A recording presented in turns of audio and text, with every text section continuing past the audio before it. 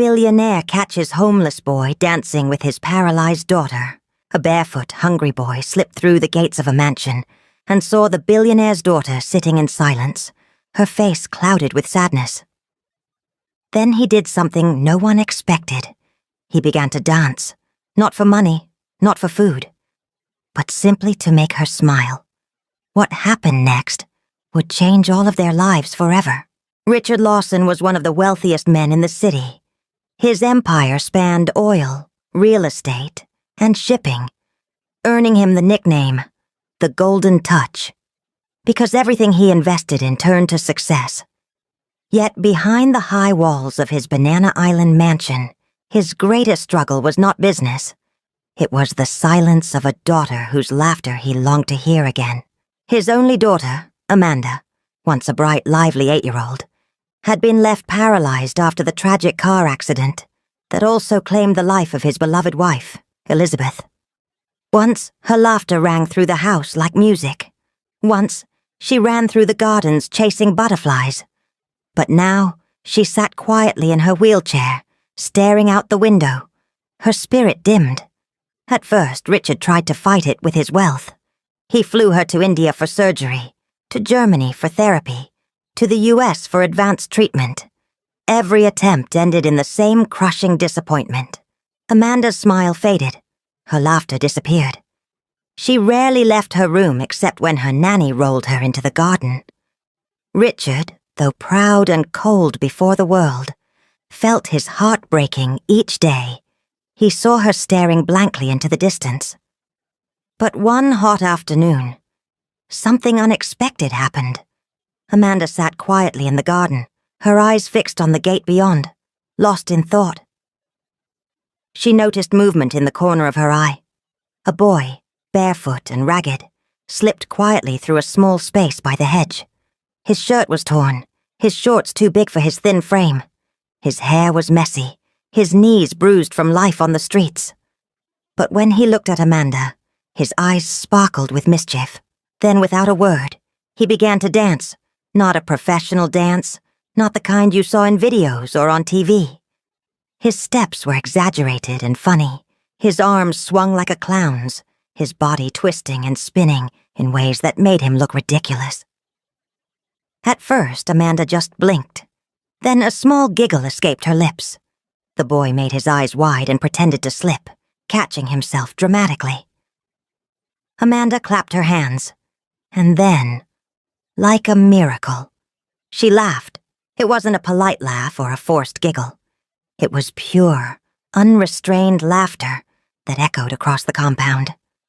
The boy grinned and danced harder, spinning, hopping, rolling on the grass like a performer on stage.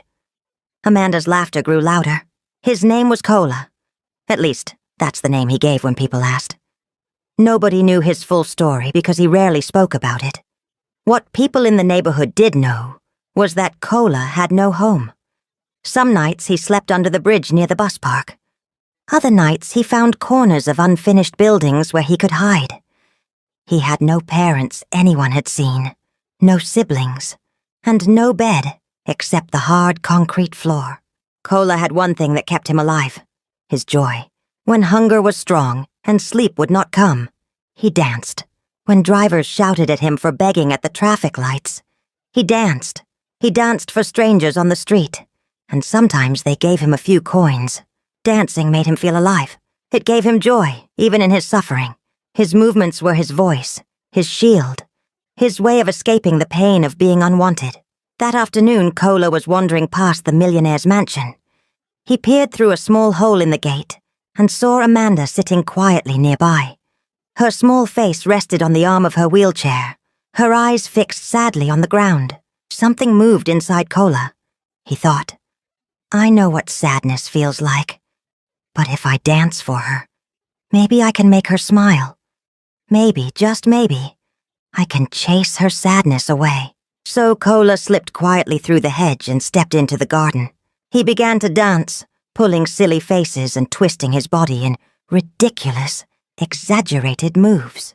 When Amanda laughed, it felt to him like a victory greater than finding food after a long day of hunger. Her laughter made his heart race. He danced harder, wilder, each clap and giggle from her giving him new energy. In those precious minutes, Cola forgot that he was barefoot, hungry, and without a home. He wasn't a beggar or a boy from the street. He was simply a child, bringing joy to another child. What Cola did not realize was that he wasn't only making Amanda laugh, he was changing her life, and his own, forever. Inside the mansion, Richard Lawson heard it. He froze. He hadn't heard that sound in months. He rushed to the balcony, expecting to see a miracle. And in a way, he did. His daughter was laughing, clapping, her eyes alive again. And the source of her joy was not medicine, not therapy, not money. It was a homeless boy, dancing barefoot in his compound. From the balcony, Richard Lawson's first reaction was anger. How had this ragged street boy entered his compound? Where were the guards? What if he was dangerous? Richard's fists clenched. He almost called out, ready to send the boy away immediately. But then he saw Amanda. Her cheeks were flushed with excitement. Her arms were moving, clapping with strength he hadn't seen in months. Her back, usually slouched, was upright, and her laughter, loud, uncontrolled, full of life, filled the air. Richard froze in his tracks. For months, he had spent millions chasing doctors and treatments, only to watch his daughter sink deeper into despair. Now, in less than 10 minutes, this barefoot boy had brought her back to life. Richard didn't understand it. He didn't trust it. But he couldn't deny what he was seeing. He hid behind one of the marble pillars of the mansion, watching silently. His chest tightened, not with anger this time, but with something he had almost forgotten. Hope. As the boy danced and Amanda clapped, Richard realized something shocking. This street boy was doing for his daughter what all his wealth could not. Cola came back the next afternoon, the same way he came the first time. Quiet, quick, and hopeful. He didn't sneak because he wanted to steal. He came because he now carried a small mission in his heart. Make Amanda laugh again. He had slept behind a kiosk the night before, stomach rumbling. But he woke up with a smile. He had found something bigger than hunger. Purpose. As he slipped through the hedge, he saw her waiting by the gate. Eyes bright, hands already ready to clap. "Are you ready?" he asked, lifting his arms like a circus clown. Amanda giggled and nodded. Before he could start, Richard Lawson stepped out. For a second, Cola froze. He knew that look. Adult anger that comes before a beating or a boot on the road. He held his breath, prepared to run if he had to. Amanda's voice broke the tension. "Daddy, please don't send him away. Please." Richard studied the boy up close for the first time. The shirt was torn at the shoulder. The shorts hung on a waist too thin. The boy was barefoot with scars on his knees that told stories no child should have to tell. But his eyes were steady. Not arrogant, not weak, just steady. "What's your name?" Richard asked. "Cola," the boy replied. "Why did you come in here?" Cola swallowed. "I saw her. She looked sad the first day. I thought maybe if I danced, she would laugh. I didn't come to take anything, sir. I only came to give something small. I can leave after." The words were simple, but they sank into Richard like rain on dry earth. "Where do you stay?" Richard asked, softer now. "Anywhere," Cola said. "Bus park sometimes. I dance for small money. Sometimes I just dance for myself so hunger won't win." Amanda's eyes filled. "He makes me happy, Daddy." Richard glanced at his daughter. Her cheeks were glowing, her back straight. He noticed her toes shift. It might have been small, but it was a movement. Movement he hadn't seen in months. He took a breath. "Okay, you can stay. For today. In the open. Where I can see you. No misbehavior. Do you understand?" Cola nodded quickly, relief washing over his face. He turned to Amanda with a grin. "Showtime?" he asked.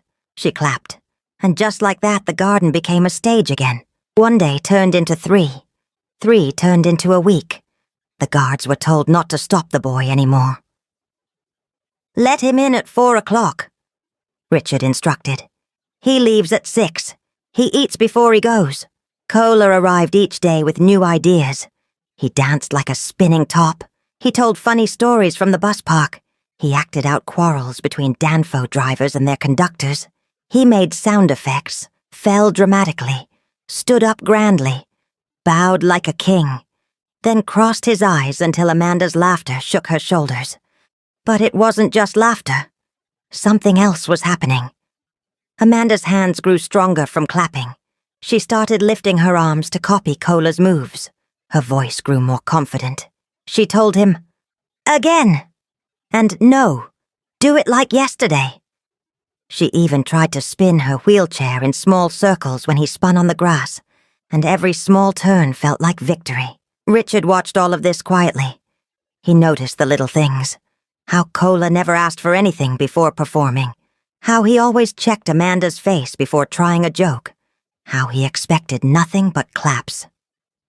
Yet when food was offered, he ate gently, like someone who knew what it meant to eat once a day. In the evenings, after Cola left, Amanda spoke more than before.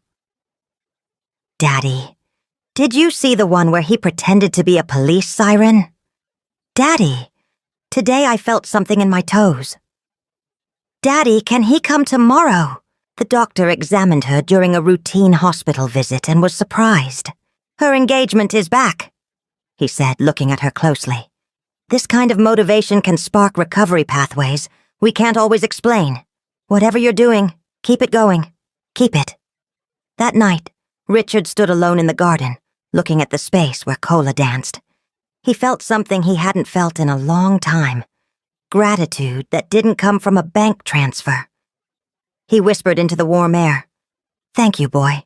And though no one was there to hear it, the garden seemed to agree. It happened on an ordinary afternoon, the kind of day when you don't expect miracles. The sun leaned low, the hedge threw soft shadows on the lawn, and a radio somewhere was playing an old highlife tune. Cola was mid-performance, doing his slow-motion dance, where he moved as if time had become thick and heavy. Amanda laughed so hard she forgot to hold her blanket in place.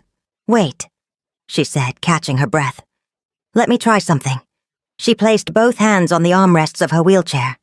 Her face tightened with effort. For a heartbeat, nothing happened. Then her shoulders rose, then her chest. Then slowly, her hips lifted an inch, then 2. She held, trembling, for 3 long counts. 1, Cola whispered, eyes wide. 2. Richard counted, stepping forward without realizing it. 3. Amanda breathed, before sinking back into the chair, panting and smiling, eyes wet. Silence fell over the garden. It was not the old silence, the heavy one. It was a holy silence, the kind that comes after a prayer is answered in a way you did not expect. Cola broke it with a shout. "You did it! You did it!" He spun 3 times and dropped to his knees beside her. "Champion!" Richard knelt on the other side, his hands shaking. He touched his daughter's forehead lightly. "You are brave," he said. "I am so proud of you." Amanda reached for both of them. One small hand for her father, one for her friend. "I'm not scared anymore," she said. "When he dances, I feel like I can move. They didn't tell the world, not yet. They didn't post it or call the newspapers. They simply kept going. More laughter, more practice, more tiny movements that added up to something big. That night, Richard couldn't sleep. He walked the long hallways of his mansion, his footsteps echoing against the marble floors. He thought of his daughter, her bright eyes when Cola entered, her stronger voice when she called out for him. Then he thought of his pride, his image, his name. It was a battle inside his chest, between pride and love, between what the world expected and what his heart was telling him. By dawn, Richard realized something.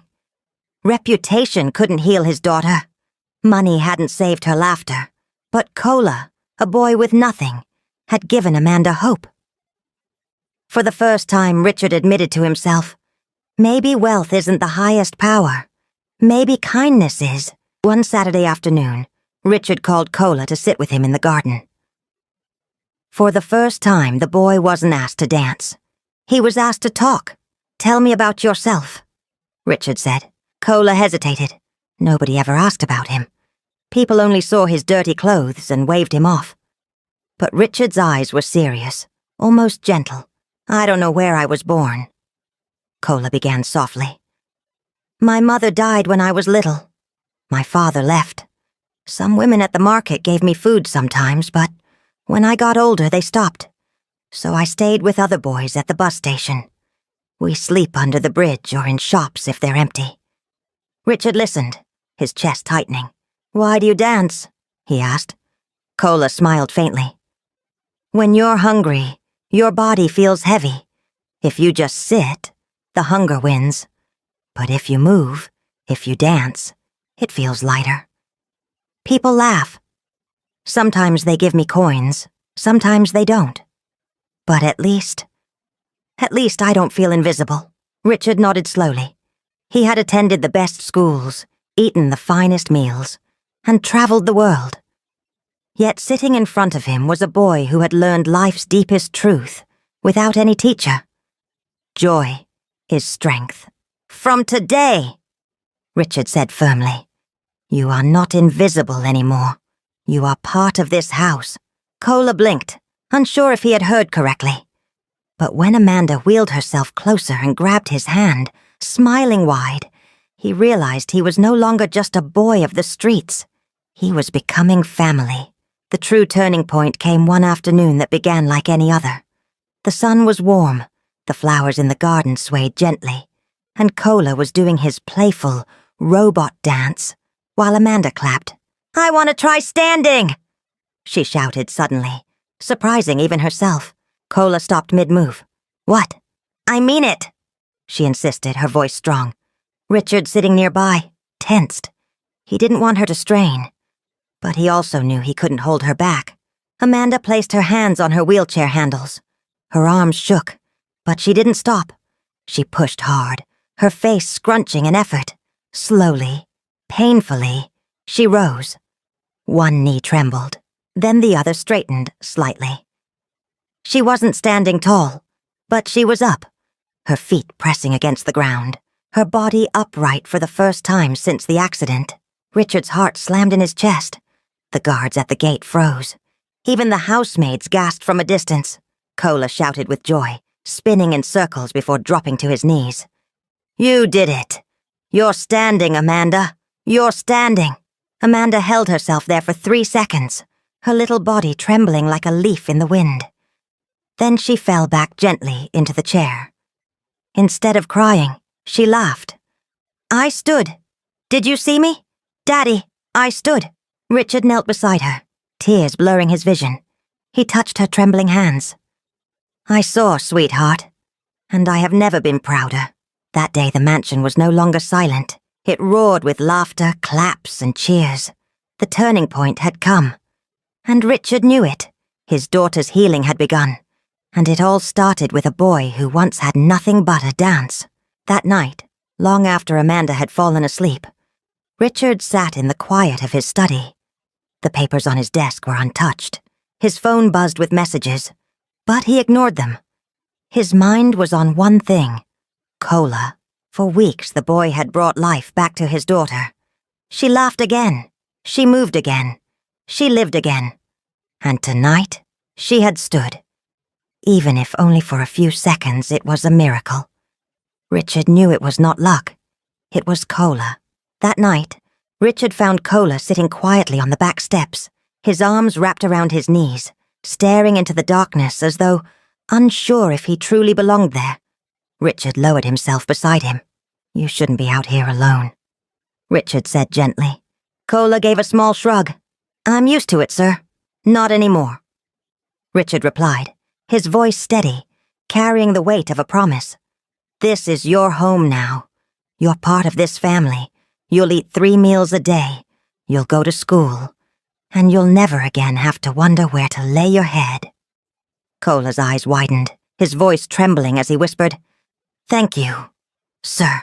Richard turned to face him fully, his own eyes glistening. Listen to me, Cola. I know what you've given my daughter. You gave her something no money, no doctor, no medicine could provide. Hope. And anyone who gives hope is not just worth knowing. They are worth loving. For the first time in his life, Cola felt truly seen. His throat tightened and tears slipped down his cheeks. That night, he lay on a soft bed, safe under a roof, in a place he could finally call home. The cold concrete nights of the past were over. It didn't take long for the story to sweep across the city. A powerful millionaire had opened his doors to a boy from the streets. To some, it was an act of reckless sentiment. To others, it was the mark of true courage. The newspapers blazed with headlines. Millionaire Lawson adopts street child. City divided between outrage and admiration. Some of Richard's business partners pulled him aside. Richard, this will damage your reputation. A street boy in your mansion. What if he steals? What if he disgraces you? Think of your image. But Richard had changed. He no longer cared for shallow appearances. My image? He said calmly. My daughter is standing again. My daughter is smiling again. That is the only image I care about. Amanda herself told anyone who questioned her. Cola is my friend. He makes me strong. If you don't like him, you don't love me. The voices of doubt grew quieter. Because while some mocked, many others admired. Neighbors whispered differently now. Imagine a boy from the street is helping Amanda walk again. Maybe kindness is richer than money, and in the middle of it all, Cola remained humble. He didn't care about newspapers or gossip. Every day he just danced. Every day he laughed with Amanda. Every day he gave his gift. The mansion that once echoed with silence was now filled with life. Mornings started with Amanda calling out for Cola. Afternoons were filled with laughter as he performed his silly routines. Evenings ended with shared meals, where Amanda teased her father for smiling more often than before. Slowly, Amanda's therapy improved. With Cola cheering beside her, she walked small steps, then longer ones. She still used her wheelchair at times, but fear no longer controlled her. She was living again. Richard, too, transformed. He was no longer just a millionaire chasing business deals. He was a father rediscovering joy. And with Cola, he found himself acting like a father again, guiding, teaching, protecting. One day, Amanda looked at Cola and whispered, "Now I'm not alone anymore. I have a brother." Richard laughed, but inside his heart swelled with pride.